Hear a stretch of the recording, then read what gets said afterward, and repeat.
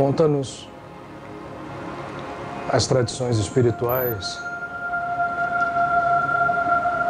preservadas nos escritos que conhecemos como a Boa Nova ou os Evangelions.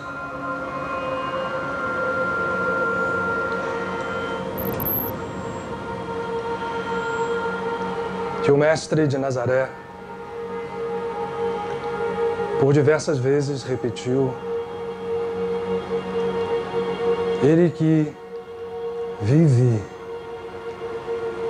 um estado de consciência desperto, que chamamos de estado crístico, e que sempre apontou a cada um de nós a possibilidade que cada um de nós tem de viver esse mesmo estado. Conta-nos as tradições que por muitas vezes repetia ele, que a humanidade que habita esse planeta, que já passara por momentos de transição diversos, haveria de passar por mais um.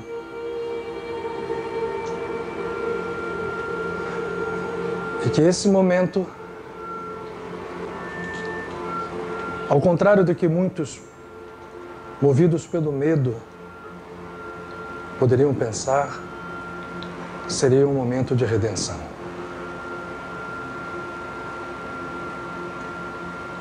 A expressão fim dos tempos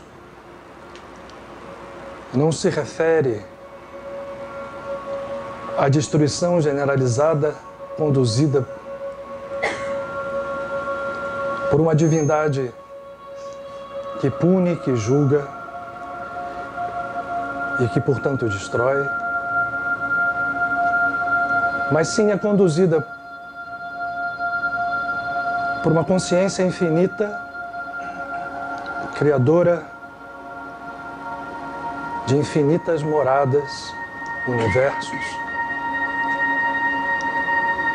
e que vive, apesar de todo o desconhecimento da parte da maioria dos habitantes encarnados e, quiçá, desencarnados desse planeta, e que vive dentro de cada um de nós. O Mestre se referia ao fim dos tempos como fim de tempos direcionados por forças automáticas, disparadas pelos movimentos de cada criatura, no caso nós, humanos que habitamos o planeta. Somos, cada um de nós, centros de emanação de energia e, portanto, criadores, emissores de padrões, de força, que possuem dentro de si significado, razão e consciência. Como somos descuidados e caminhamos como quem dormisse ou quem dorme, emitimos esta força caracterizada por seus padrões de energia, campos que se traduzem em pensamentos, emoções, em diversos níveis, de forma aparentemente aleatória. Mas a consciência universal as computa com precisão infinita. E o automatismo se dá pelo modo que nos conduzimos sem cuidar, sem compreender e sem despertar. O que o Mestre anuncia é o final desses tempos.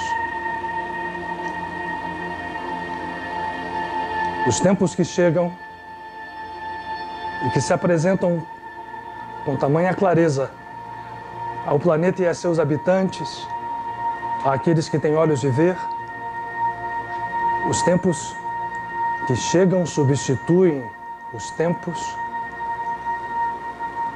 que chegaram ao seu final. É tempo de consciência desperta. Somos conclamados a isso.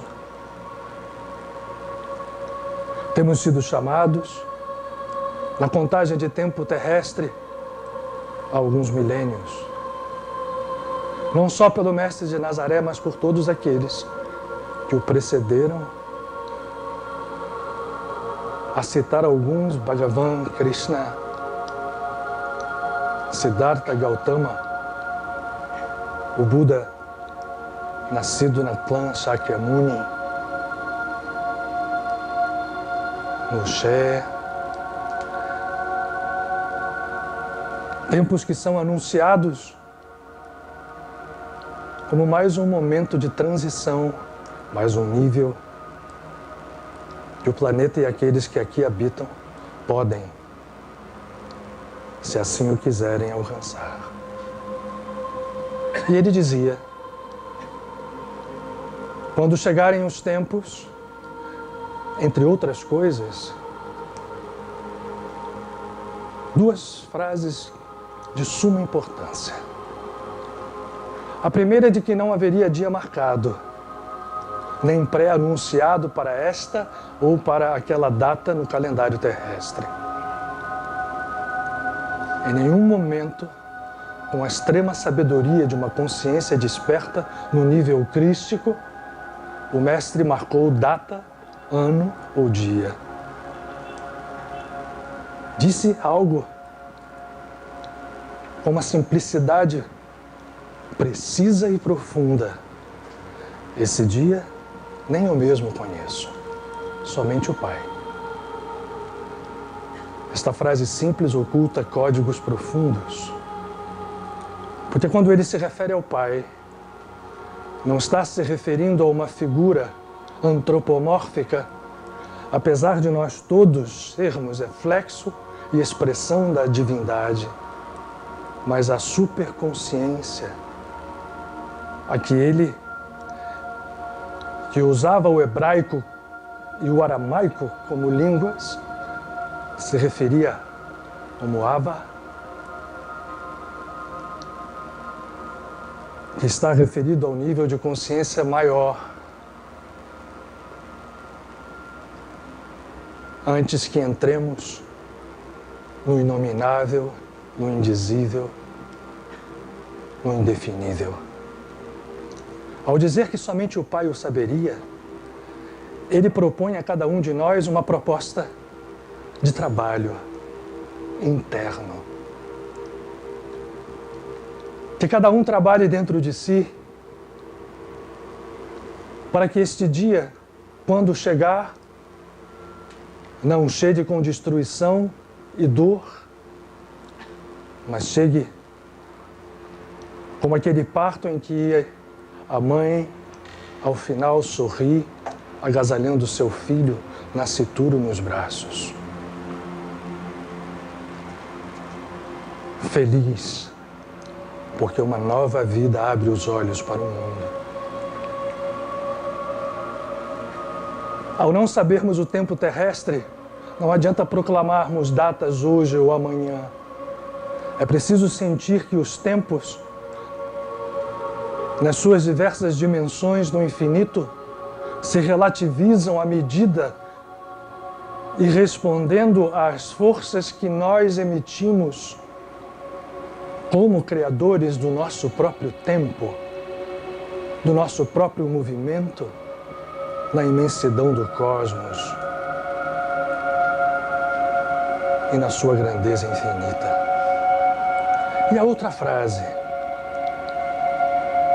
esta com um significado absoluto em relação à natureza do trabalho interior que era proposto e é proposto a cada um de nós, para que o façamos de maneira que o dia, quando chegar, chegue com uma aurora radiante,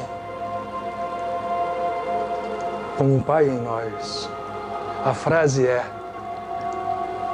tudo isto poderia ocorrer, e o Mestre se refere às transições dolorosas que possuem a possibilidade de acontecer, dizendo esta frase capital: porque o amor esfriará de quase todos.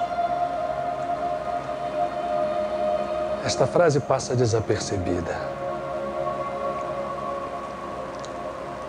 Em meio ao anúncio de catástrofes e cataclismas, mas é posta ali propositalmente para mostrar a porta ou o portal que está aberto dentro de cada um de nós, para que entremos num reino onde o amor, ao contrário,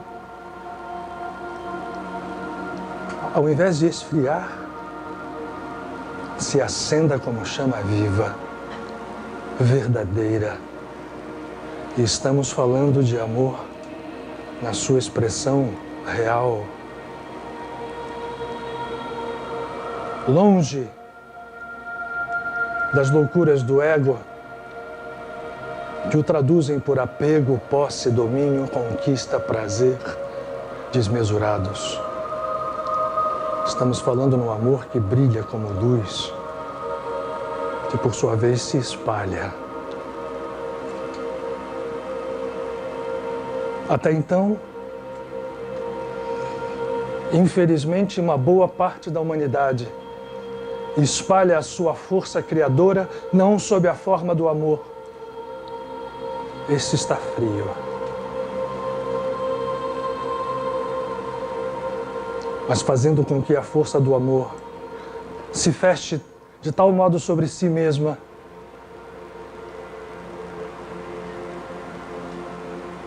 que cria esse reino infinito que nos responde de acordo com os nossos movimentos, esse automatismo que vamos colhendo sem saber que o havíamos plantado. É tempo de acordar e saber como, o que, de que modo lançar as sementes, porque teremos aprendido na sementeira da nossa própria alma o que é o trabalho interior que nos livra da ilusão de que sejamos algo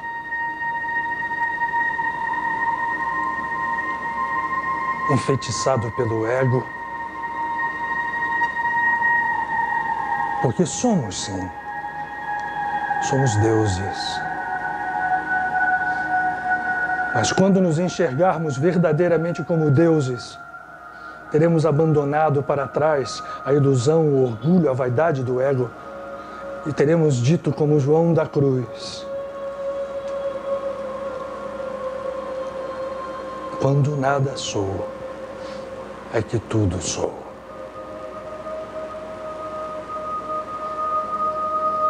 Entender esses paradoxos sublimes no reino do Espírito, não deixar com que o amor esfrie, mas ao contrário que brilhe como chama viva que jamais se apaga, é a tarefa que cabe a cada um de nós.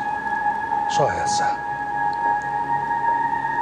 Porque essa realizada, todas as outras virão. Num acréscimo infinito de misericórdia que rompe as cadeias kármicas, que faz desaparecer os julgamentos chancelados por nós mesmos, que destrói as ilusões para refazê-las e renascê-las como o lótus que nasce do lodo.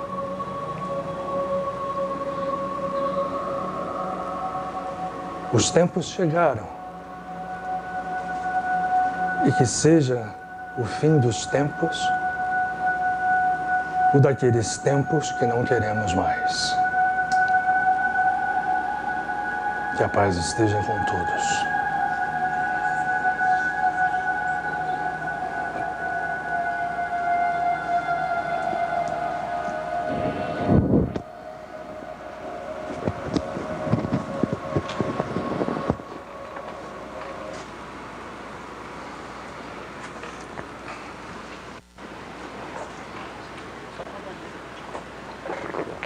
Puxa essa aqui para baixo. Puxa essa aqui um pouquinho para baixo.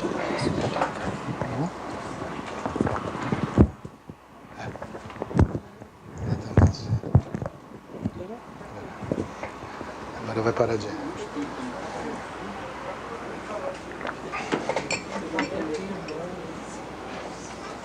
Uau!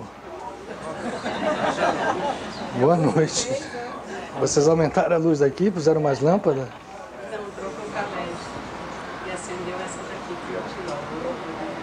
Otton, olha o presente para você. Vou passar uns avisos aqui. Tem aviso? Vamos lá. Bem-vindos. Feliz 2019. Estou falando o mais baixo possível. E aí, o que aconteceu? Semana passada a gente teve algum problema, queimou o amplificador. E aí a gente teve que refazer tudo. Ó, são caixas novas. O amplificador não é novo, mas a gente consertou. E está tendo alguns ajustes de som ainda, porque a gente precisava da voz do Luiz para poder ajustar melhor. E eu estou sentindo que vocês estão um pouco quente aqui, né? Então o que acontece? Aquele ar ali de trás, ó, olha para ele. Se despeçam dele que ele desencarnou. Não tem mais jeito. Desencarnou sexta-feira. Então o que acontece? A gente disponibilizou aquela nossa caixinha laranja na porta da escada para vocês fazerem uma contribuição para a gente trazer um novo ar para a casa de Padre Pio, novos ares. E a gente já orçou, o ar está mais ou menos igual àquele, entre 4 mil e 5 mil reais, dependendo da marca. 36 mil BTUs. Então, quem puder, hoje aquela caixinha laranja lá embaixo na porta da escada, é só, lá na hora que vocês forem sair, pensem no calor, no ar. Senão a gente vai entrar realmente numa fria no calor. E é isso aí, era só esse aviso, Luiz. Era só esse? Não, e tem um outro. A gente está vendendo também os ingressos da peça do Renato Prieto. A gente vai vender aqui por R$60 o ingresso para o dia 17 e 18 de fevereiro, sendo que 50% é destinado à casa de Padre Pio. Então comprem aqui, assistam a peça. E é isso aí. Tem mais alguma coisa, dona Valéria? É muito, muito bom. É muito legal que ele faz, gente. Conheço bem. O Renato Prieto, certamente alguns de vocês sabem disso, foi o ator que fez o papel principal do Nosso Lar, foi o André Luiz. Né? Você já reparou uma coisa, Luiz? Que o Prieto é a cara do Carlos Chagas, de verdade? Parece, Parece, é verdade. É bem parecido. Qual é o teatro? Qual é o teatro Cine Joia, ali em Copacabana. É um teatro muito legal, ele faz parte de uma ocupação. É um pessoal que tem ali uma resistência artística muito interessante, que mantém ali o teatro funcionando, como o Teatro Ipanema. Então, também vale a pena pelo teatro em si. Que o idoso tem que sobrevivência da arte. A Morte é uma Piada, 2. Então já é a segunda peça. Só não ri, né? Quem já morreu. É isso aí, Luiz. Quem vai falar mais algum? Então, gente, ó, aquela caixinha hoje é só pro ar. Pensem nela. Aqui tem, 90 pessoas aqui. Se cada um botar 50, faz os 4.500, semana que vem a gente já tá com ar aí, se Deus quiser. É só isso. O Luiz não gosta muito, não, desse petitório, né? A gente já sabe disso, mas não teve jeito, Luiz. Não, que isso. Com esse desencarne, assim, repentino, não teve jeito. Avisa da Antigoécia. Quinta-feira teremos Antigoécia. A caixinha para colocar os nomes já estão lá embaixo. É só preencher e comprar o kit Antigoécia. Tá bom, tio Paulo? Então, gente, obrigado aí. Desculpa atrapalhar esse momento de luz aqui do Luiz. Valeu, Luiz. Manda abraço. Pelo amor de Deus. Otton. Otton. Agora você tem muita luz acima de você, ó. A ciência leva a um tipo de vaidade diferente daquela vaidade no campo espiritual, no campo religioso. Mas no campo da ciência é uma vaidade que é muito rígida, muito direta com o ego. E os cientistas, né, na sua forma de ver e enxergar o mundo acreditam que a ciência humana cria coisas ou entende coisas a partir de nós mesmos, como se a consciência humana fosse a geradora de conhecimentos, por exemplo, o que hoje nós sabemos muito bem, que é o exercício da computação. Computar dados, que hoje está aí, né? A nossa vida toda está perfundida por a ciência computacional e tudo aquilo que dela deriva, é tido como uma criação humana, da consciência humana. Nós vamos começar a perceber que essa história, como tudo, isso tem a ver com o tema de hoje, tá? Não acho que a gente está aqui derivando muito. O entendimento de que o fato não é bem esse, que esta história que mostra para nós a computação como alguma coisa que vai se tornar, agora com a vinda da computação quântica, cada vez mais um movimento direto em relação a tudo nas nossas vidas, não é algo que o homem criou, mas é algo que o homem percebe. A partir do conhecimento ou do reconhecimento de uma consciência muito maior do que a nossa e que ao mesmo tempo se reflete em nós, que a gente poderia chamar, por falta de outros nomes, de consciência cósmica ou de Deus, ou de divindade. Há muita coisa entre esses céus e a nossa terrinha. E não adianta a gente tentar ficar teorizando muito aqui, porque senão a gente realmente foge do tema. Mas eu toquei nesse assunto porque a gente falou desse alinhamento. E a gente sabe, por exemplo, apesar de desprezada pela ciência tradicional, ou a ciência ocidental tradicional, quando nós estamos falando de ciência, não nos esqueçamos que a gente está se referindo a uma ciência que começou no século XVII, né, no século XVI, na Europa, com a Renascença. A visão da ciência como a gente a entende hoje é de lá, mas existem outras ciências muito mais antigas e a astrologia é parte destas outras ciências mais antigas. E a astrologia é muito interessante que, seja qual for a tradição ou cultura que você observe ao longo da evolução humana no planeta, lá estará a astrologia. Dos sumérios aos hindus, dos hebreus aos egípcios, dos americanos pré-colombianos aos os que vivem na Ásia, na Austrália, nas ilhas, enfim, do Pacífico.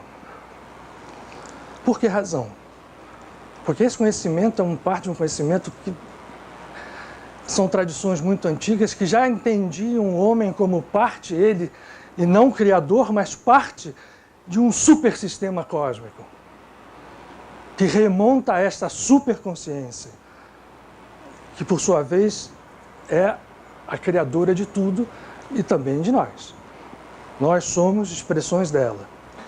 E tirando então todas as coisas que a gente não ficaria aqui anos tentando e discutindo, e a gente faz isso, o entendimento do cosmos como um supersistema de energias, de forças, a astrologia traduz isso, vai nos fazendo perceber que nós estamos inseridos nesse processo e por isso que funciona.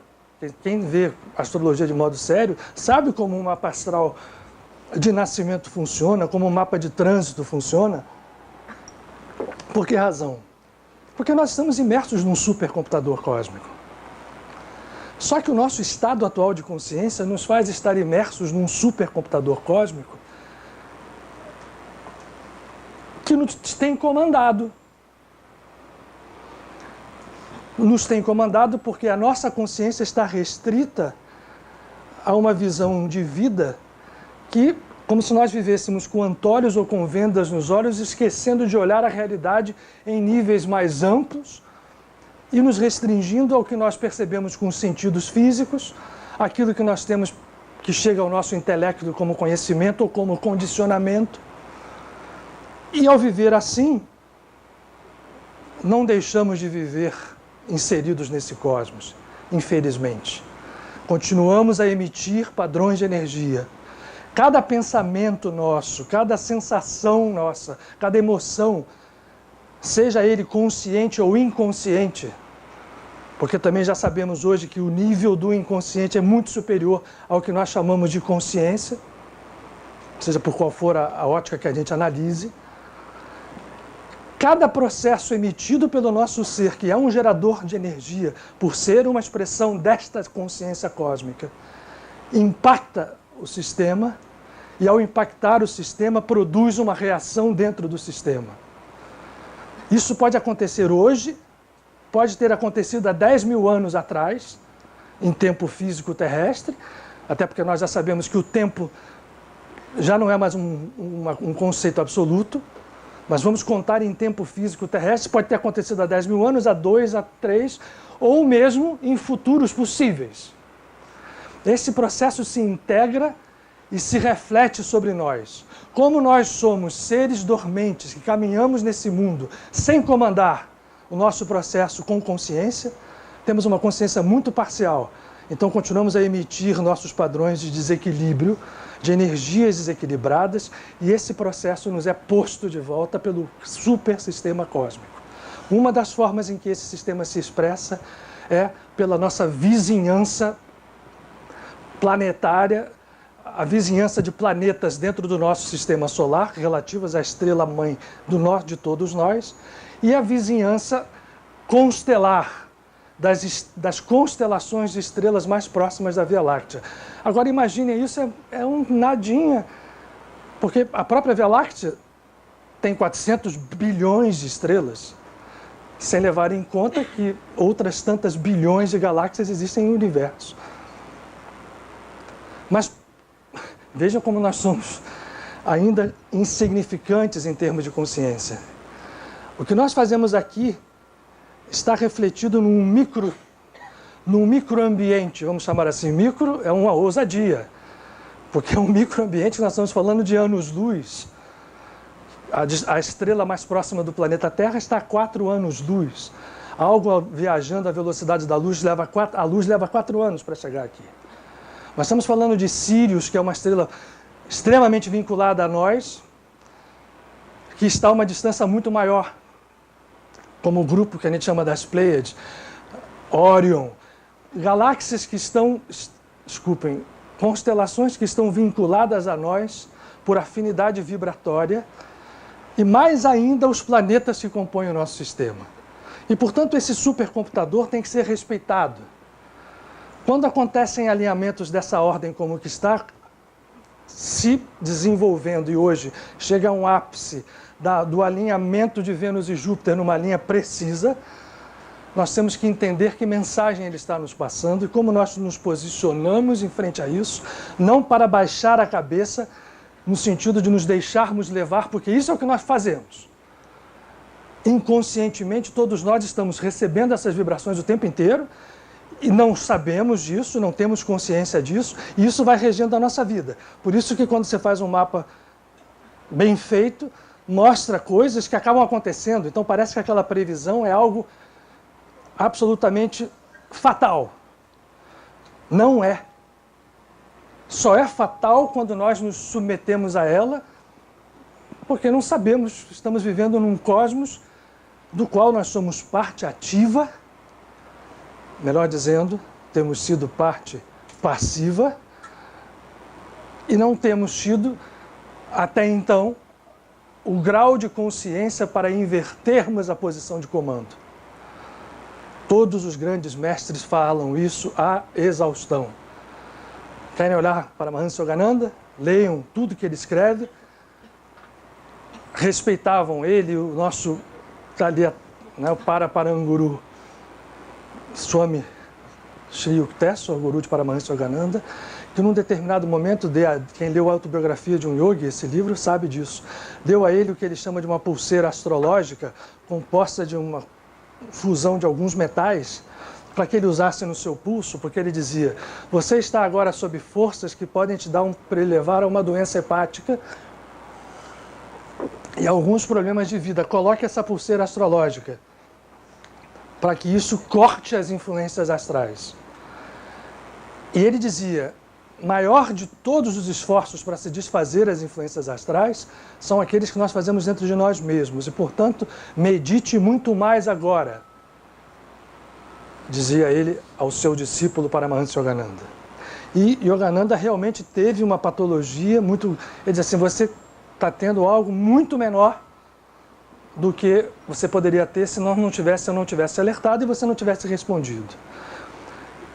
Se você olhar a Kabbalah, ela toda é baseada, toda a ciência, todo o reconhecimento da Kabbalah como uma linguagem universal e a sua expressão é baseada num conceito, numa frase.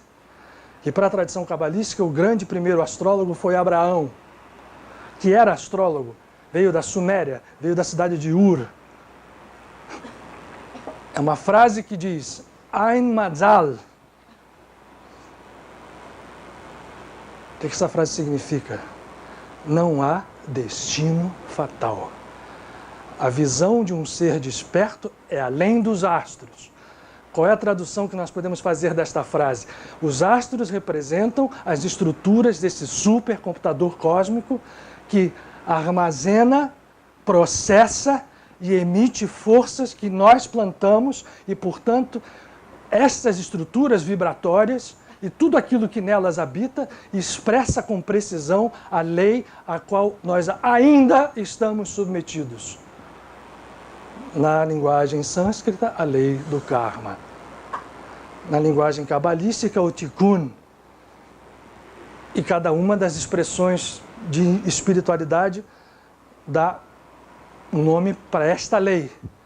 E todas elas nos falam, inclusive Jesus, que eu também repito isso aqui. Jesus não veio ao mundo para dizer para as pessoas que havia a lei do karma. Ele foi claro quando conversou com seus discípulos e com as pessoas que em volta dele, os membros do Sanedrim e os sábios da época. Ele conhecia a sobeja todas as tradições espirituais pela consciência desperta que tinha. Brincou, inclusive, com um dos componentes do Sinédrio, já falei isso aqui 1 milhão de vezes, mas eu acho que sempre é bom lembrar. Nicodemos vai perguntar para ele, isso está no Evangelho de João, o que acontecia, para ele nascer de novo, o que precisava para ele se iluminar? Essa é a pergunta. E Jesus fala, é preciso nascer de novo. Aí Nicodemos faz, mas o que é isso? Eu tenho que voltar então para o ventre da minha mãe e nascer? E Jesus responde, eu quando leio, a imagem que me vem à mente é Jesus rindo e dando assim uma espécie, fazendo uma gozação com Nicodemos. Diz assim, Nicodemos, você é sábio em Israel e faz uma pergunta dessa, perguntando se tem que votar. É claro que você tem que nascer de novo e existem 2 nascimentos, o da água e o do espírito. Como dizer, olha, reencarnação não está em discussão aqui, isso é tácito. Todas as culturas, todas elas aceitavam, os egípcios, os sumérios, os próprios judeus, os hindus, muito mais do que todos. Não estou falando de reencarnação como a única lei, eu estou dizendo que é preciso nascer de novo, da água. Nosso corpo físico é quase todo água. Mas é preciso nascer do espírito. É essa aqui que me está interessando, esse nascimento. E ele termina com uma frase que é uma poesia que traduz uma sabedoria, para mim, talvez seja a frase mais espetacular que Jesus tenha falado, fora o amai-vos uns aos outros. Aquele que nasce da carne, nasce da carne. O que nasce do espírito, nasce do espírito. Porque o que nasce do espírito, prestem bem atenção nessa frase, é como o vento, que eu não sei de onde vem, nem de onde vai. Jesus está lançando uma base científica que hoje nós, com a física quântica, entendemos que a causalidade não é linear, que não temos linhas que levam do passado ao futuro, que o futuro existe agora, sob infinitas possibilidades que estão à disposição dos nossos movimentos ou da ausência deles. E esse processo, quando alguém está consciente disso, está liberto, está renascido do espírito. E é isso que é essa espiritualidade que a gente tem que implantar na nossa vida diária. A partir do conceito entendido, e aí, depois de entendido, uma coisa é entender no intelecto, e a outra é começar a implantar isto na vida diária, que é no nosso vivenciar, é no nosso padrão emissor de energia. Porque eu saber disso, todos nós, isso aqui eu acho que é bastante fácil de entender. De fazer, Nós estamos num processo inercial. Vocês sabem que inércia não é ficar parado. Inércia é você deixar um movimento permanecer sem que ele se altere. Esse é o conceito inercial da física. Se eu empurro no vácuo um movimento, ela vai continuar no movimento de inércia, ou está parado, é inércia, ou está num movimento que ninguém mexe. Você está num movimento inercial, que não se altera. O nosso movimento hoje é uma inércia no sentido de que nós plantamos inconscientemente uma série de coisas que estão se apresentando na nossa vida a cada dia, dentro de nós e nos acontecimentos exteriores que acontecem na nossa vida, e que as plantações às vezes se deram em termos de tempo terrestre muito tempo atrás. E quando acontece agora, eu não tenho a mínima noção desse processo. Mas esse processo não é apenas gerenciado ou dominado por essa lei. Nós podemos nos libertar dele. E aí é que está o ponto principal, o nódulo principal, onde nós temos que trabalhar. E, portanto, esse trabalho não há outro lugar para fazer. É dentro da gente. E para fazer dentro da gente, ele tem que se expressar no nosso dia a dia. Ele não pode se expressar só quando nós estamos, por exemplo, num lugar onde a gente exerça espiritualidade, como essa casa, ou como um outro lugar qualquer onde pessoas se reúnam com um propósito espiritual. Se for só aí, e quando eu saio de lá, o meu processo volta a ser aquele que me comanda de uma forma inconsciente ou automática, eu não estou realizando um trabalho ainda eficaz dentro de mim mesmo. Trazer espiritualidade para o dia a dia significa, primeiro, entender que o nosso processo, ou que o processo que rege a vida é muito diverso daquele que aparece para nós. Depois de entendido isto, a realização de um trabalho diário para que esta espiritualidade, isso é espiritualidade. Espiritualidade não é aparência, não é eu ficar aparecendo para as pessoas que eu sou alguém que tem uma espiritualidade elevada porque eu me comporto assim ou me comporto assado.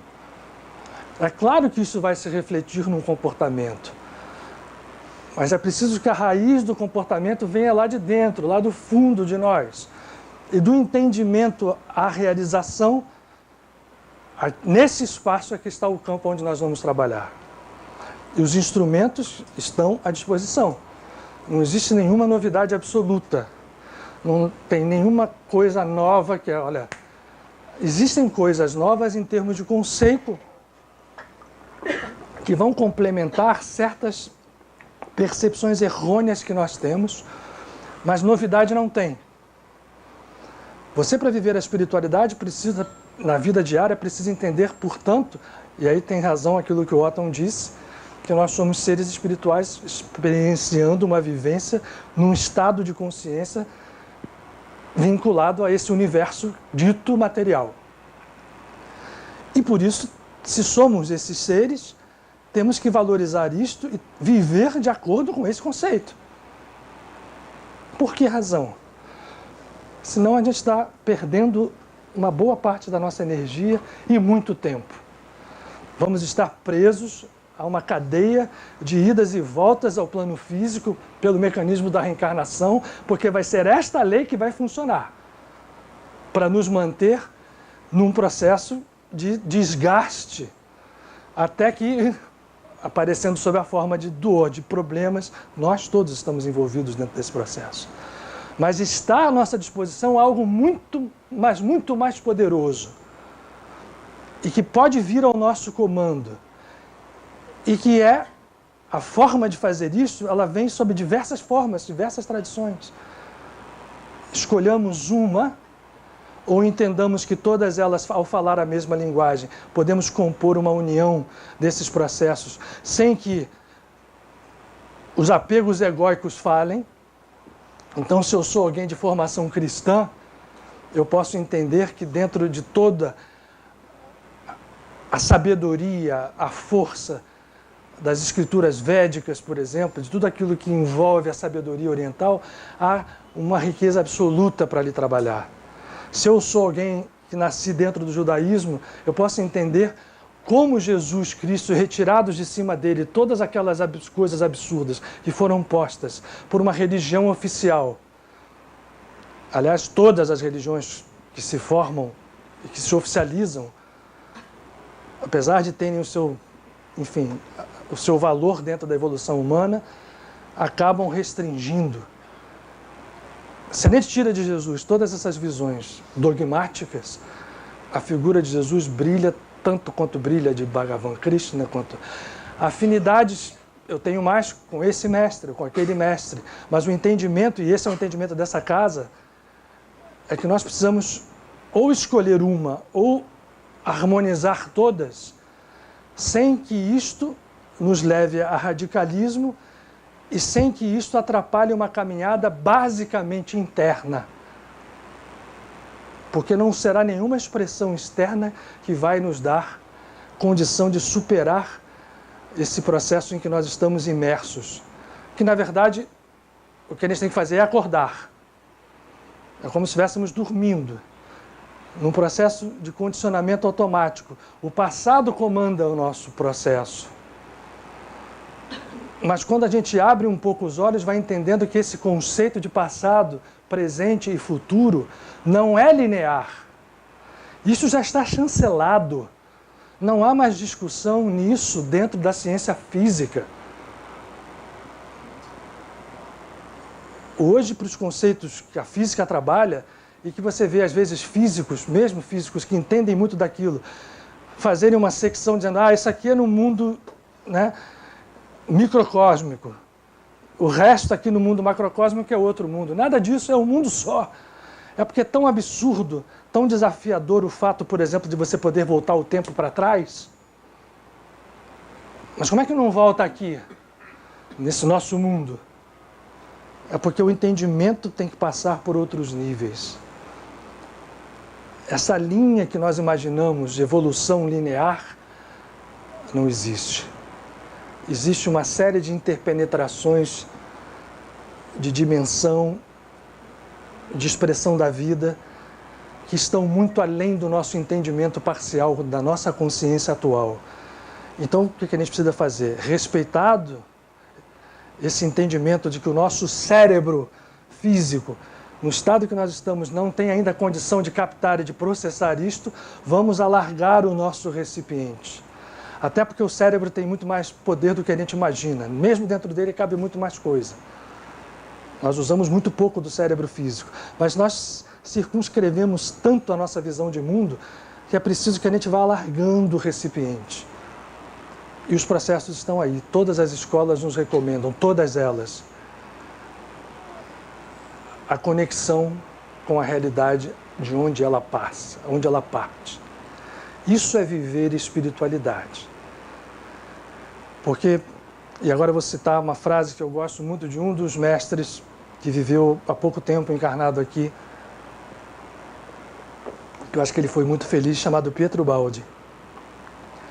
Pietro Baldi, que foi eu recomendo que todo mundo conheça, é uma obra muito importante dentro desse concerto de informações que vieram sendo trazidas para nós desde o século, principalmente desde o século XIX. Ele usa uma frase de que nós fazemos um emborcamento da realidade, como se nós virássemos a realidade de cabeça para baixo. E é verdade, porque no fundo, eu estou sem a árvore da vida aqui, mas não importa, em qualquer visão que a gente tenha, a raiz, não precisa usar ela não só, a raiz das coisas está em dimensões mais altas e o plano físico está aqui embaixo. Nós nos mantemos presos aqui e achamos que aqui é o berço do processo. Por isso que ele fala do emborcamento de um navio. Nós viramos a realidade de cabeça para baixo. Nós partimos do mundo físico, do universo físico, que nós já sabemos que é muito maior do que o que os 5 sentidos captam. Já sabemos isso. Já sabemos da imaterialidade dele. Já sabemos da inconsistência em termos de conceito que a gente ainda se conduz de que a matéria é algo, que a massa é algo A própria expressão de massa hoje está perdendo sentido dentro da ciência física mais avançada. A massa é um aspecto, não é uma categoria. Não existe a categoria massa. A massa é um aspecto da vibração. Será massa algo em que aquela vibração coadune com o entendimento de que ela é massa. Por uma onda radiofônica, por qualquer onda que esteja passando das trilhões, nós não somos massa. Nem elas são massa para nós. Mas se eu pegar, soltar uma bomba aqui, a vibração que vai sair da explosão e vai mexer com o ar, vai virar massa para nós, tanto que vai destruir. Aonde ela passar. Mas é tudo vibração. Escalas vibracionais. E nós estamos presos aqui, achando que a vida é isso, que o corpo físico somos nós, que a nossa consciência física somos nós, e, portanto, a nossa realidade está virada de cabeça para baixo e ilimitada. Os mestres apontam, como Jesus, ao dizer para Nicodemos, o que é o renascimento do Espírito.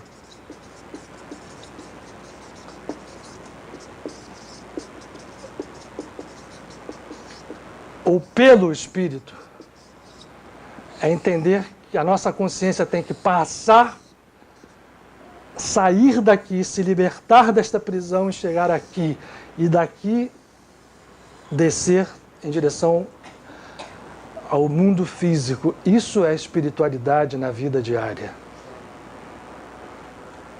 Porque quando eu entendo isso, quando eu chego aqui, os conceitos que são apresentados a nós, sob a forma de preceitos, muitas vezes religiosos ou morais, ou o que seja, são entendidos como algo verdadeiro. Quando eu abro a minha consciência e chego aqui, o amor passa a fazer sentido de uma forma muito diferente do que faz aqui.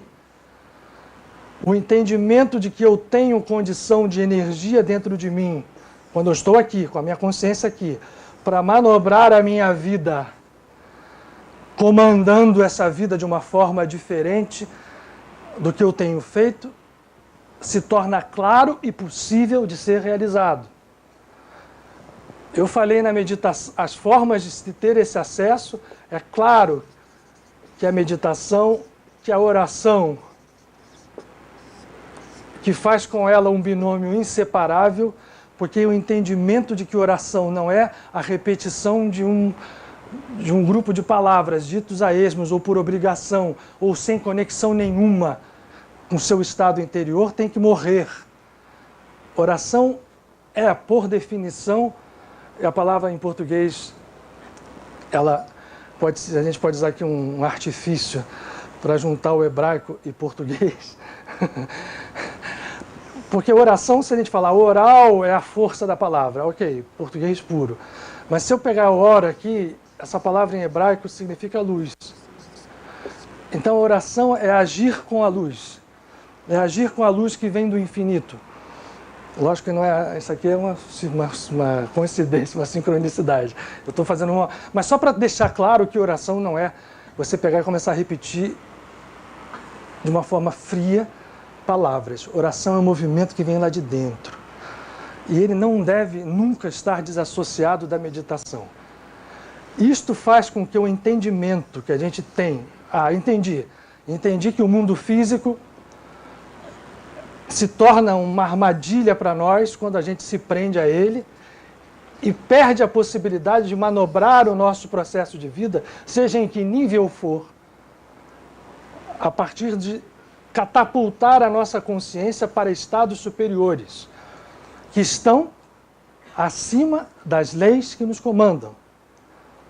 Alguém que medita com precisão e não precisa ficar horas, dias meditando. Alguém que sabe o valor da oração e faz com que isso vá se refletindo aos poucos nos seus atos, porque tem um final da história. No mundo físico existem as ações que eu faço aqui. Mas se eu faço a minha ação sem entender do que está acontecendo, então um dia eu estou bem, outro dia eu estou mal, um dia eu estou assim, acontece uma coisa que eu não sei por que aconteceu. Esse processo nos conduz não a agir. os nossos atos deixam de ser ação e passam a ser reação. Eu passo a reagir. E essa cadeia de condicionamentos, eu não sei aonde ela começou, e eu estou permanentemente reagindo. Ora, baseado num determinado padrão emocional, ora baseado num determinado entendimento, ora baseado num estado que eu estou ou que eu deixo de estar, sem perceber que eu estou fazendo um movimento completamente ausente da estrutura que deveria estar em operação, que é o meu ser comandar a minha vida. Eu passo a reagir a tudo aquilo que me é apresentado. E aí é uma salada absurda, que não cabe aqui nessa conversa. Mas se eu vou meditar, se eu vou orar, se eu faço deste processo algo significativo na minha vida, eu abro campo para que os estados que eu entendi aqui intelectualmente possam, esses estados de um entendimento intelectual, se implantarem verdadeiramente na nossa vida a partir da conexão. Isso aqui tudo é dentro da gente, tá? Não é que eu vou para um céu em algum lugar do tempo ou do espaço. Esse processo está dentro de nós. Esse estado aqui, esse salto, é que a linguagem tem que ser corrigida. É um salto para dentro. É um mergulho e um voo ao mesmo tempo, dentro de nós. E esse processo, quando se implanta com o entendimento, ele vai realizando milagres. A boa notícia, que vem desde que a gente entende que os esforços a serem feitos não são esforços que se traduzem numa expressão linear. Se eu for dar linguagem matemática, a expressão dos meus esforços, eu tenho que usar graus de exponenciamento. Um pequeno esforço em qualquer nível terá respostas exponenciais. Portanto, o que nos dá esperança, quando a gente se entende preso dentro desta cadeia de ilusões, que são as estruturas que nos aprisionam no mundo físico e nos estados de entendimento de que as coisas só são passíveis de serem resolvidas aqui. Então a gente usa tudo horizontalmente. A gente bate com a cabeça na parede, vai fazer isso, fazer aquilo, procura ali, procura aquilo, vai achar soluções lineares, soluções horizontais, quando a solução verdadeira começa lá. E aí a boa notícia é, quando eu entendo isso e começo a aplicar, as respostas são muito mais violentas no bom sentido, muito mais rápidas, muito mais intensas do que a gente imagina. Desde que a gente persevere. Porque é comum também, pelo nosso estado de condicionamento, que a gente tenda a desistir as primeiras, porque, imagina, é como se fosse um trem andando numa linha de ferro. Né? Você está andando naquele trem, num trilho. Como é que eu mudo a direção disso? Eu tenho que, ou eu vou jogar um desvio. Se eu quiser parar esse trem segurando, eu vou ter um esforço brutal. Não será por esse nível. A gente não vai agir horizontalmente. Nós vamos agir com forças mais profundas, que na verdade controlam isso daqui, mas que nós esquecemos ou deixamos de acreditar. Vivemos no mundo da reação. Esquecemos que os processos que originam todos os fatos da nossa vida se comandam por aqui. Não é uma religião que diz isso, não é. Hoje a gente sabe que pensamento, emoção são energia em atividade o tempo inteiro. E se eu coordeno isto segundo a minha vontade, eu direciono essas forças para onde eu quero. Você pode direcionar até para objetivos egóicos. Tem um livro do Chico que eu acho fantástico, como todos os livros do André Luiz, a gente falou dele hoje aqui, chamado Entre a Terra e o Céu. Muitos de vocês já devem ter lido esse livro. Lá tem um capítulo sobre a oração. Um capítulo que abre o livro. E é um capítulo surpreendente com as coisas que o André conta, né? Eu sempre também comento. Eu gostaria de ver os originais, porque a gente sabe que a FEB cortou tanta coisa dos livros. E eu soube que esses originais existem. Existem na FEB guardados as 7 chaves em Brasília. Os originais manuscritos. Eu já tentei, né? Do nosso lado, eu tentei dar um bizu para ver se me mostravam. Mas eles não mostram. Ok, cada um pensa. Nesse livro ele fala que a oração é um movimento de energia pura. E lá, num determinado lugar da colônia de Nosso Lar, havia computadores que registravam as expressões vibratórias da oração. E o livro começa com a história deles olhando a expressão vibratória de uma oração específica de uma pessoa. Como é que aquela oração tinha conseguido força para passar esta barreira e chegar à captação lá de Nosso Lar. E que lá aquilo dispara o processo todo do livro. E aí, ao conversar sobre a oração, surge uma pergunta: existe oração do mal? E o instrutor fala, de uma certa forma, sim. Porque quando eu movimento a minha força interna pelo ego, pela ótica do ego, o mal nada mais é do que você passar as coisas pela ótica do ego. Você quer as coisas só para você. Quando você quer fazer mal a alguém, você está querendo um bem, entre muitas aspas, ou um prazer, ou para você, em detrimento de coisas que, né, prejudicar um outro é porque você está buscando uma determinada coisa que você acha que é algo bom para você. Essa é a figura do mal, né? É uma distorção absurda da força cósmica, mas são outras discussões. Quando eu movimento essa força, e se eu faço essa movimentação desejando o mal ou pedindo para quem quer que seja, eu estou fazendo um tipo de coisa num padrão muito baixo. Mas o instrutor fala, existe sim, claro que existe. Não é uma oração, não vamos chamar de oração aqui, vamos chamar de uma emissão, né, vibratória determinada. Esse processo faz parte do conjunto de vibrações que nós estamos vivendo aqui. Como existem criaturas dormentes aqui, de diversos níveis de sono, alguns deles num sentido muito destrutivo, porque é o ego puro se manifestando, essas pessoas vão o tempo inteiro manter a vibração guardada aqui. Então existe uma espécie de oração ou de força que traduz intenções maléficas. Mas quando a gente dispara isso aqui, não tem força maléfica que resista. Porque a vibração de caráter superior, ela tem a condição... Obrigado. Não sei, isso aqui é o trabalho, não tem problema, faz parte, vai ser assim, depois joga fora esse lenço, tá? Dá unha, tá?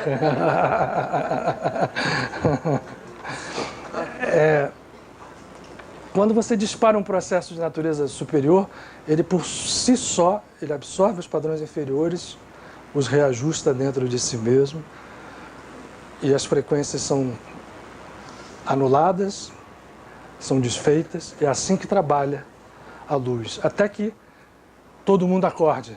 Quando alguém passa de um lado ruim para o bom, é que ela percebeu que o processo não era aquele que ele estava entendendo, é outro. De uma forma ou de outra, nós todos estamos aqui, e nós todos estamos imersos num dia a dia muito longe da espiritualidade.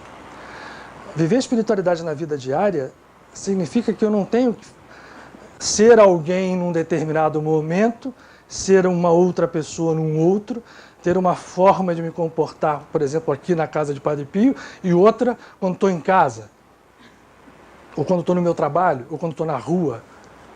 O processo de espiritualidade na vida diária significa fazer com que a vida diária, e a vida diária se passa aqui, no mundo físico, reflita a minha consciência aqui. Esse é o ideal. Nós vamos atingir, certamente um dia. Para fazer isto, existem processos. Vocês já devem ter ouvido, quem é espírita, então, ouve uma frase que é repetida, né, incessantemente. Sem reforma íntima, nada acontece. E eu ouvi isso muitos anos e falei assim, gente, mas como é que a gente faz essa danada dessa reforma íntima? haja luta, né? Porque a cada momento, isso aqui está escrito até pelas aquelas pessoas que a gente considera santos. Se vocês forem ler as epístolas de Paulo de Tarso, por exemplo, Paulo de Tarso diz, lá na Epístola aos Romanos, ele dá um desabafo. Ele diz assim, caramba, eu quero mudar, né? Eu quero fazer o bem. Esse bem que eu quero fazer, eu não consigo. Porque na hora que eu vou fazer, tem lá um espinho na minha carne não deixando eu fazer esse bem. Aí ele fala uma opção de coisas, leiam lá, né? Não vou aqui, nada contra os evangélicos, mas não estamos aqui, né, lendo a Bíblia literalmente, respeitando muito eles, inclusive. Ele diz assim, quem que me tira dessa morte? Ele fala, o Cristo. Mas ao contrário do que as pessoas pensam, não é Jesus Cristo como uma individualidade. Não que ele não seja uma individualidade de um poder enorme, capaz de servir como canal condutor. O Cristo a quem o Paulo está se referindo é aquele ser, eu agora não vou representar ele mais lá em cima não, vou inverter, ó. É o núcleo central do nosso ser. As personalidades, todas as estruturas que a gente carrega conosco de vidas passadas, orbitam à volta do Cristo. Obrigado. Orbitam à volta do Cristo interno, chamemos-lo assim, ou da chama divina. Tem muitos nomes para isso, mas o fato é que dentro de nós está ali absolutamente indelével, intocável por qualquer estrutura kármica, a natureza crística. Oculta, sim. Cheia de capas em volta, sim. E eu tenho que ir lá para buscar, como se eu furasse um poço. Agora eu vou inverter, em vez da gente, né, subir para lá, buscar lá em cima, para entender que tudo está dentro de um processo absolutamente holográfico, é encontrar essa natureza que está aqui dentro nos comandando. Apesar de eu ter falado que a gente está preso nesse círculo de, né, de condicionamentos, ainda assim, porque essa lei kármica ela é reflexo dessa estrutura que comanda o cosmos, ainda assim dentro de nós essa chama nos comanda. Ela está ali. Um dia ela vai despertar.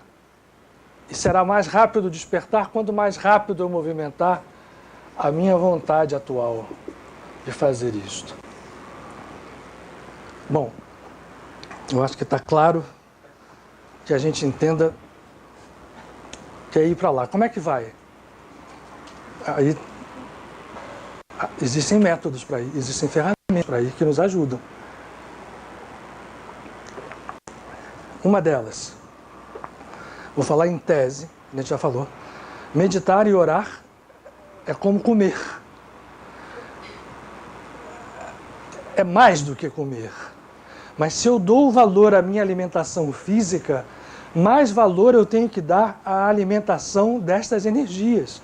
Que no fundo, o que é uma alimentação física? O que a gente faz quando come?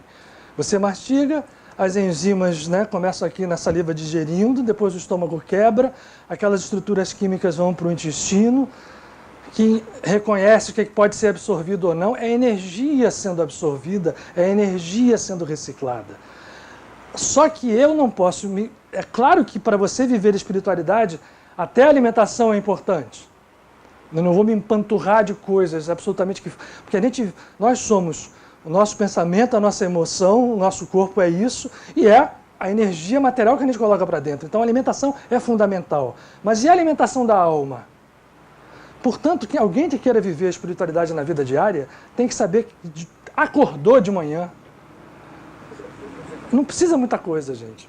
Basta abrir os olhos e, em vez de começar a pensar em 500 mil coisas ou deixar que aquele peso caia sobre nós, ainda que não seja fácil, num primeiro momento, dá uma respirada funda e escolhe o tipo de abordagem daquela estrutura lá superior que a gente quer que comande a nossa vida. seja sob a forma de uma oração que a gente goste, seja se é o cristão, pode ser um terço, um Pai Nosso, se alguém tem uma visão da Kabbalah, faça uma prece cabalística, se alguém tem uma afinidade com a cultura védica, use um mantra. Não precisa mais do que 5 minutos. Outra coisa que a gente precisa conectar o mais possível durante o dia, para facilitar a espiritualidade se transformar num processo, é a respiração. Se a gente escolher durante o dia, por exemplo, 3 momentos em que, independente do que eu tiver, eu pare e faça, sei lá, 3 respirações, ou se der mais, um pouco profundas, ainda que não faça meditação nem oração nenhuma, só para tomar consciência de que dentro de mim há trilhões de estruturas vibrando, estou falando só do corpo físico, quanto mais das outras estruturas. Se a gente faz isso, a gente vai ver que de repente tem um peso aqui, angustiando, aquela coisa abre um pouco mais. Se a gente fizer isto, abrir o dia assim, ao longo do dia, deu para encaixar uma oraçãozinha, uma meditação ali, meio-dia, no meio da tarde. Gente, o Babaji falava isso. 1 minuto de meditação pode valer muito mais do que a pessoa imagina. Entra num banheiro, fecha a porta, dá 3 respirações, procura perceber que o processo está além daquilo que a gente está vivendo. Estou vivendo um baita de um problema. Aquilo está me angustiando. Eu sei que aquilo é real em um determinado nível. Mas eu sei, ainda que isto seja apenas num conceito, eu estou trabalhando para que esse sei seja verdade. Eu sei que há outras coisas além. Há outras estruturas de consciência e de realidade em que eu posso ter acesso, que eu posso aceder àquilo. E isso se faz com interiorização, com esse mergulho. Eu respiro, eu procuro me dissociar do processo, respirar, por um milagre. Eu gosto de usar essa palavra, apesar de eu entender porque o Kardec não gostava dela, porque remetia a estruturas supranaturais. Não é, é a natureza mesmo. É a natureza infinita na sua expressão infinita e poderosa, e, portanto, o milagre é uma lei que está acessível a quem dela tomar conhecimento e a quem a ela se entregar. Nós vamos começar a ter acesso a processos, lembra do que a gente falou do Ain Marzal? Os destinos. Então, se eu começo a fazer isso, aí eu faço ao longo do dia. E outra hora, à noite, gente. Volta para o Chico. Chico falava isso para todo mundo. Quem dorme sem rezar, dorme abraçado com uma multidão de espíritos. E muitas vezes não são espíritos que estão ali a fim de fazer a gente ter um bom sono, né? Portanto, a oração... Vocês já experimentaram dormir de tarde? Já viram que dormir de tarde é um negócio que dificilmente a gente acorda bem quando dorme à tarde? Por que razão? Isso para quem reza de noite. Porque quem não reza nunca, eu acho que é a mesma coisa. Sempre era a hora da bom. Tá igual folha seca ao vento, né? A hora a gente não sabe para que lado tá. Mas para as pessoas que rezam, e aí rezam de noite, porque eu estou falando isso porque a reza noturna, ela aos poucos vai dando, e cada vez mais vai nos conectando com isso daqui, vai permitindo com que o que nos protege haja mesmo, nós mesmos estejamos ligados. Não, olha, gente, eu estou falando isso aqui, a primeira pessoa que eu falo é para mim mesmo. Não acreditem que eu estou me postando aqui de uma forma, olha, estamos no mesmíssimo barco. Quem reza de noite, está ali, faz a sua oração, entende que aquilo é importante, é interessante, é funcional. E aí não é só rezar como uma coisa, é rezar com o entendimento que eu estou buscando chegar a um nível superior de conhecimento para que aquelas leis que estão postas, eu não tenho hoje o Evangelho aqui na frente. Não, mas é só para mostrar que o livro está aí, eu não vou abrir não. Só para mostrar o seguinte, ó, aqui são de coisa escrita que a gente Eu podia falar uma frase muito feia, que termina assim: anda para isso aqui. Porque a gente não dá bola a nada do que está aqui. A gente age o inverso do que está aqui.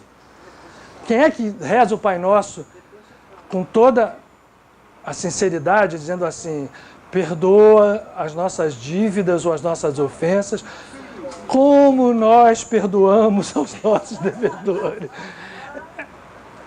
E outras tantas cositas mais. Isso aqui não vale para nós como lei. Isso aqui é um enfeite muito longe da realidade física. Quando eu falo isso aqui, inclusive o Antigo Testamento, a Torá, que está aqui também, e isso podia pegar os Vedas, podia pegar qualquer coisa. Para nós, o Bhagavad Gita, para nós, essa história não funciona ainda. A forma de funcionar é fazer com que a espiritualidade venha para a vida diária. E aí são os desafios. Aí começa o desafio, porque na hora que eu evidencio algum estado diferencial, começa... Não é que também tem provocação, mas o fato é que fica mais evidente quando eu vou ter uma condição de fazer alguma coisa automática, que é reagir e não reajo. Quando eu consigo não me irritar quando a vontade era de pegar o sujeito e... Respiração. Esse processo a gente vai fazendo. Isso é trazer a espiritualidade para a vida diária. A melhor das notícias, isso tem um efeito prático absurdo. Não é só na nossa vida interna. É nos fatos que ocorrem à nossa volta. Porque como a gente está nesse supercomputador, na hora que eu estou fazendo com que a espiritualidade passe através de mim, o processo vai começar a interferir em outras coisas, em outras funções, em outras pessoas, em outras situações. E aí, caramba, resolveu um problema ali que eu achava que não resolvia nunca. Consegui alguma coisa com uma pessoa que eu achava que não conseguiria nunca. Aquela pessoa passou a me olhar diferente, mudou. São belas surpresas. E, fechando esse dia, a lição que a gente fala, é importante que você se alimente bem. Mas é importante que se alimente bem a sua alma também. E não se culpar quando você sai fora do trilho. Porque quando a gente tenta fazer uma coisa dessa, a primeira coisa que acontece é tudo dar errado, tudo aquilo que eu queria, né? Eu tenho um problema sério com o trânsito, confessando aqui para vocês. Eu às vezes saio de casa assim, né? E a minha casa tem um problema difícil, que eu tenho uma saída difícil de carro, que é um retorno que eu tenho que cruzar toda uma pista de alta velocidade e o retorno é a pouco de distância. Eu tenho que acelerar o carro a toda. Mas às vezes eu estou acelerando e vem um sujeito a 150. E ali, quantas vezes já aconteceu, eu confesso para vocês. E aquilo me irrita, porque o cara está vendo que eu estou com seta, que eu não vou querer fazer nada, e ele vem para cima de mim, eu vou para cima dele. Aquilo... Caraca, eu saí de casa rezando, com a melhor coisa do mundo, e agora estou aqui, o carro ouviu todos os palavrões que eu xinguei. Essas coisas vão acontecer com a gente. Aí eu vou, bom, tá, começou assim, vamos ver agora daqui para frente como é que vai ser o dia. Vai melhorar um pouco. E a gente vai, e a gente vai, e a gente vai. E ao momento, no momento que isso vai acontecendo, essa história ela é real. E eu posso dizer, e olhando em horizonte de tempo, novamente me confessando, hoje em dia, esses episódios acontecem muito menos do que aconteciam, muito menos, graças a Deus. Estou provocado todo dia porque eu faço esse mesmo percurso todo dia, né? Então às vezes eu consigo. Ah, que beleza, daí não quero deixar passar, né? Vai com Deus, meu amor. Ótimo dia para você. Me deu uma fechada, que beleza. Há dias, mas há 10 anos atrás, eu saí atrás desse cara. Muito pior. Então, essas coisas vão... provoca as conversas todo mundo, né? Sair mais cedo de casa, né? Para não usar por ninguém, né? Não adianta. Quando você está assim, você sai sozinho, aí aparece aquele cara que vem a 200, não é nem a 150, sai do nada para te cruzar. Mas olha só, eu queria então compartilhar com vocês, porque está muito calor, vamos ver se a gente submetidos vocês a... Só para lembrar uma frase para Mansa Yogananda que eu ouvi do Yukteswar, eu até falei dele no início da história da astrológica, mas o Yukteswar mandava o Yogananda meditar, o eremitério deles em Serampore era na beira do mar.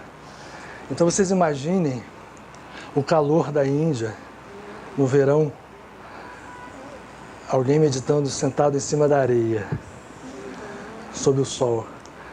Era isso que o Yukteswar mandava e dizia para o Yogananda: vai treinando, porque vai ter um momento que você não sentirá o efeito do calor sobre o seu corpo. Você será capaz de comandar até a sua própria fisiologia. E o Yogananda conta essa história de uma forma muito, como ele faz, é muito engraçada, que ele sofreu muito, porque no inverno era o inverno da mesma coisa. Tinha que ir lá para fora, quando subia nas montanhas, para meditar no frio.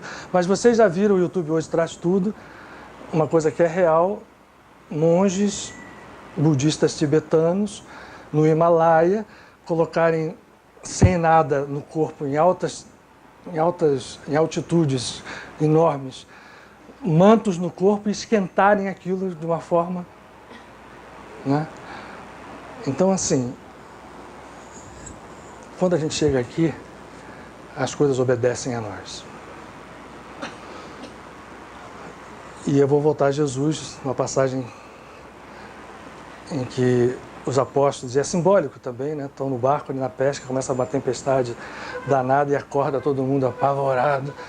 Vai morrer, vai embarcar o barco. E Jesus dormindo. Vocês imaginem a vontade, alguém pegou ele ali e sacudiu. Juro por Deus que deve ter acontecido. E as pessoas, o desespero e a tempestade, e Jesus dormindo. E aí quando acordam ele levanta.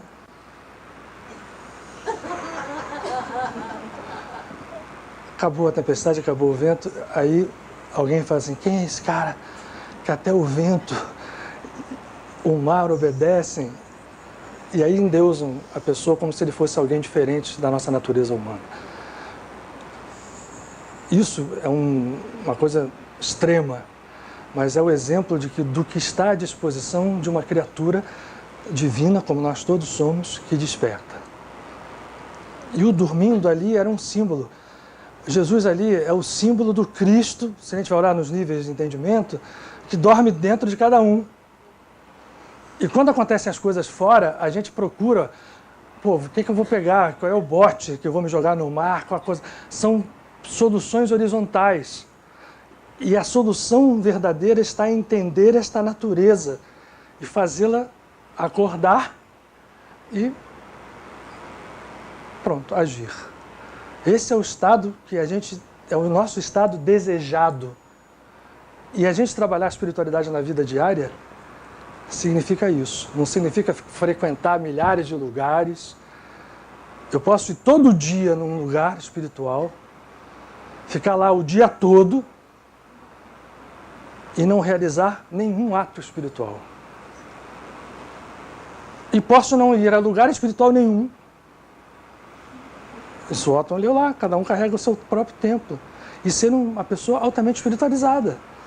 Não há essa relação, passa necessariamente por dentro de nós. E a gente tem se iludido. Eu ia trazer um negócio aqui para mostrar para vocês, eu acho que é muito tempo, a gente deixa para outro dia, que era uma forma, que era um presente cabalístico, mas... Não dá. Isso me lembra Rocha Lima. Vocês estão morrendo de calor, gente. Já são 9h20, a gente acaba mais cedo. Você falou no Ibrahim Al-Mandeb. Como é que é? Você estava falando. Desculpa. Eu lembrei muito daquele ponto, o Ibrahim Al-Mandeb. Verdade. O calor é só uma condição. Não, eu sei disso, mas... Olha, rapidamente. Se é que a gente pode fazer isso rápido, mas enfim. Alguns de vocês já conhecem isso, certamente. A gente fala disso aqui como código, e realmente isso é código onde eu... Não, estou derretendo, mas juro a vocês que o calor não está me incomodando, é mais o suor mesmo. Oi? Não, soa sim, mas enfim. É que tem muita energia rodando aqui hoje, graças a Deus. Aqui tem códigos ao infinito. E são sacados, às vezes, de pequenos espaços. Pequenos versículos, como hoje, a entidade que teve aqui no início, ressaltou aquela frase de que o amor esfria nessa época de quase todos. Se você imagina que hoje, no mundo de 2008, saiu o jornal hoje, jornais de circulação no mundo, a riqueza das pessoas mais ricas saltou de 2009, logo depois daquela crise que tudo quebrou, de 3,8 trilhões de dólares para 8,9 trilhões de dólares. A gente imagina que a energia que circula está sendo, ao mesmo tempo que despertou, né, porque esse dinheiro é fabricado do nada, no sentido bom da palavra, só que continua o entendimento egóico, porque um dinheiro desse, em um dia, acabava com todos os problemas da humanidade. Mas nós ainda estamos aqui, presos aqui. Então, o amor esfriou de quase todos. É tirar um pedaço e entender o que está acontecendo. Então, a gente precisa inverter o processo. É preciso que a gente gere amor, para que o amor não esfrie, pelo contrário, aqueça. Saca-se de uma passagem do Antigo Testamento, que logo depois da passagem em que eles atravessam o Mar Vermelho, que abre o mar, todo mundo passa, existe um cântico chamado Cântico de Moisés, que é cantado por ele e pela sua irmã. Deste cântico é tirada uma frase e que nos importam as letras iniciais dessa frase, que compõem um código vibratório que permite e facilita muito as nossas meditações. Nos conecta com facilidade ao mergulho interno ou àquela região lá do alto, supracármica. Eu vou ter que desenhar, porque eu não pedi.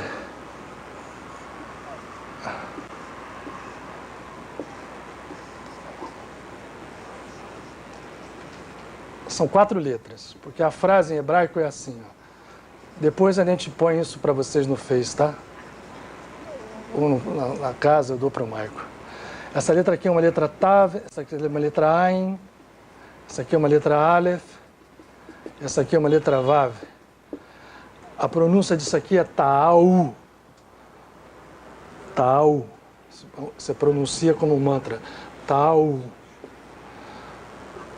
A frase que elas são as iniciais é Tipol Alechem Emata Vafahatz, que é sacada desse cântico e diz assim: e os seus inimigos correrão espavoridos.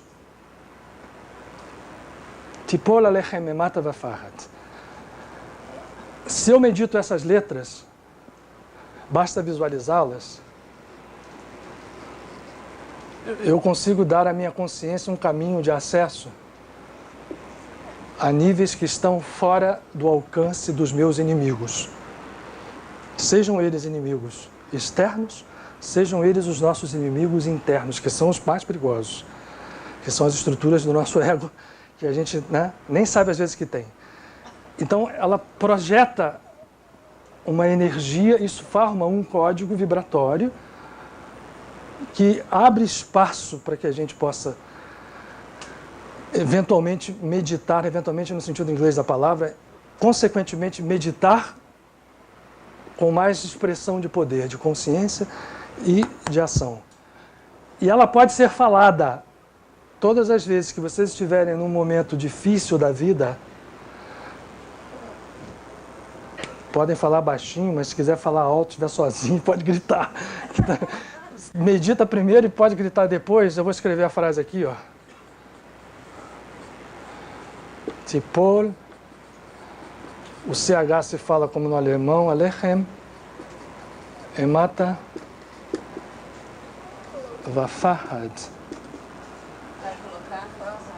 Tem um W aqui, um Hzinho aqui. Deixa eu apagar aqui que for feio. A gente vai botar, a gente vai colocar isso mais bonitinho. Depois.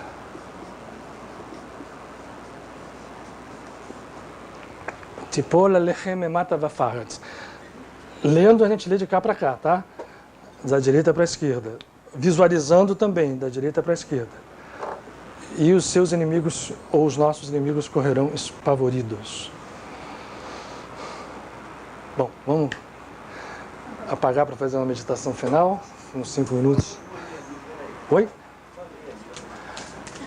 Pode, depois pode tirar retrato, deixa eu embelezar um pouco. Vocês estão tirando foto, deixa eu embelezar a letra. Deixa eu transformar essa letra em rubro-negra.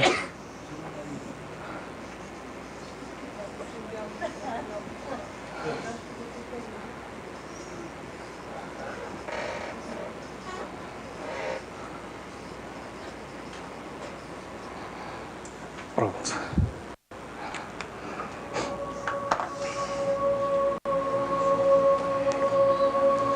Vamos respirar então, gente, né? Quem sabe a gente... Vou contar uma coisa engraçada para vocês, um minutinho. Esses dias eu tava... Foram dias muito intensos, tá? Os últimos dias, vibracionalmente falando, muito intensos. E esse alinhamento, ele está projetando karmas enormes em cima e com as duas pontas, e esse alinhamento Vênus e Júpiter abre um portal maravilhoso para permitir que a gente saia dessa prisão. Então, mas os dias que passaram foram dias... E, enfim, dando conta disso em casa, fazendo as coisas que tal, eu vou me guiando, abrindo às vezes as escrituras. Numa dessas vezes que eu abri numa passagem que é muito forte também, que é quando está no livro do profeta Daniel, quando o rei Nabucodonosor manda jogar numa fornalha ardente 3 judeus que eram seus... na verdade eram seus gerentes, né? Eram caras que tinham muita importância, mas que quando não quiseram adorar lá um ídolo, ele pegou, tinha uma lei e mandou jogá-los numa fornalha muito quente. E quando eles entram nessa fornalha, de repente abre-se em volta deles um halo e aparece uma quarta figura materializada. É descrito como um aspecto de um anjo, e essa quarta figura joga como se fosse uma luz em volta, e eles ficam conversando ali dentro da fornalha como se não estivesse acontecendo nada. Eu abri essa... Minha casa é muito quente. Eu abri à noite mais ainda, porque ela funciona como se fosse uma estufa, assim, sabe? Quando eu abri essa... Eu ri, falei assim, bom, é aqui mesmo que eu tô, né? Em todo sentido. Seja físico, seja qualquer outro. E aí comecei a meditar. Só para compartilhar com vocês.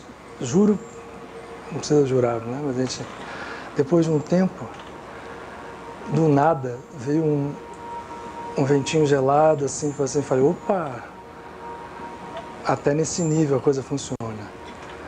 E foi, ficou ali, aquela sensação não durou para sempre, durou uns 2 ou 3 minutos, depois o calor voltou com toda a força. Mas para mostrar que era um vento mesmo, era um vento físico, não era só a sensação.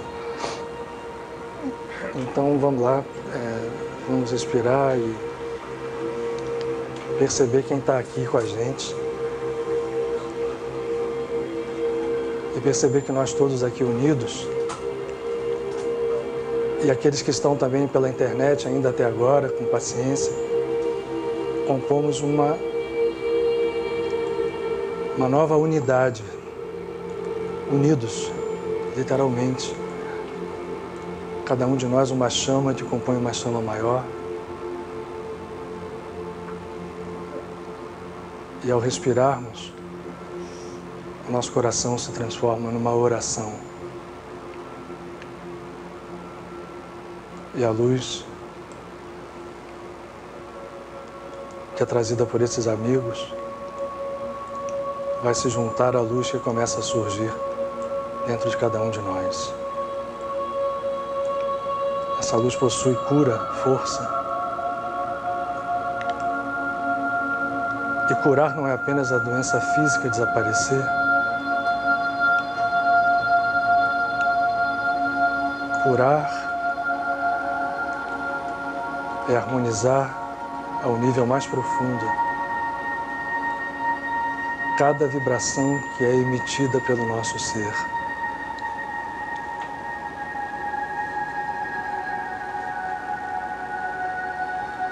E nós experimentamos nesse momento a possibilidade dessa realidade.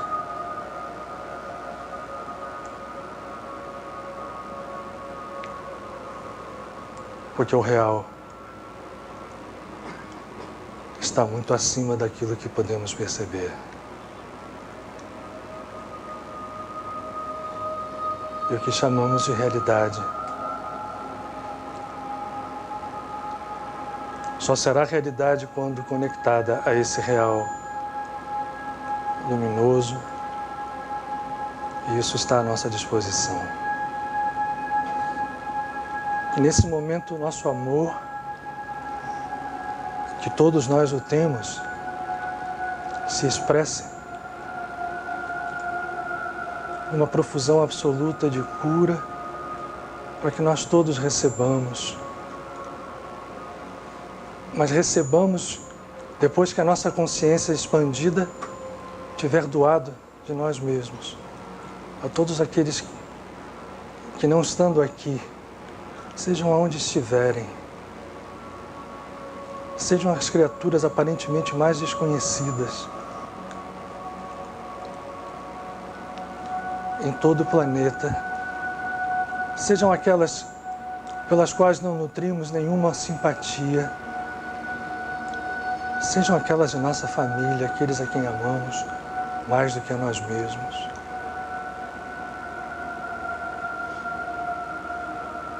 Porque fazendo assim, nós estamos recebendo. E todas as nossas necessidades de cura serão supridas. E a luz passará a realizar o seu trabalho através de nós.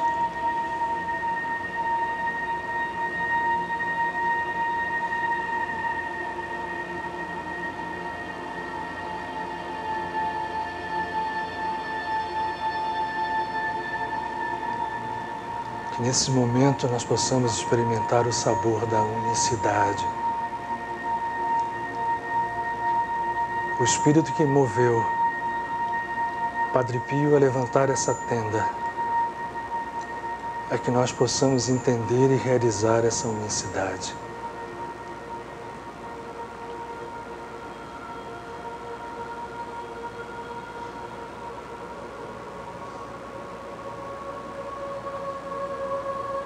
E que a frase brilhe a vossa luz, dita há mais de 2000 anos, pelo Mestre de Nazaré,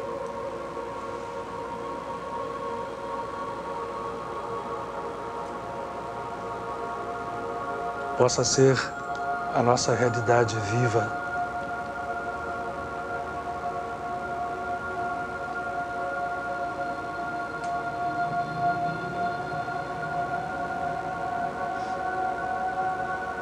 E que essa vida jamais nos deixe.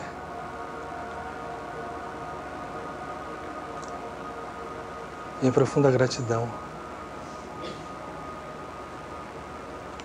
em absoluta entrega e confiança à presença divina.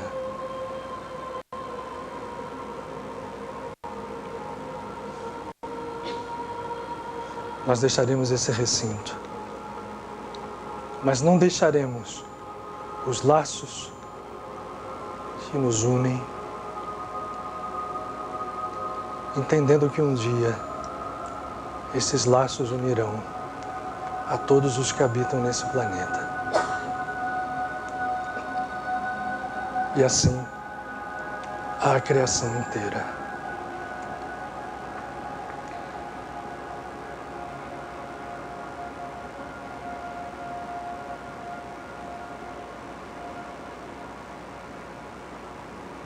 Graças a Deus.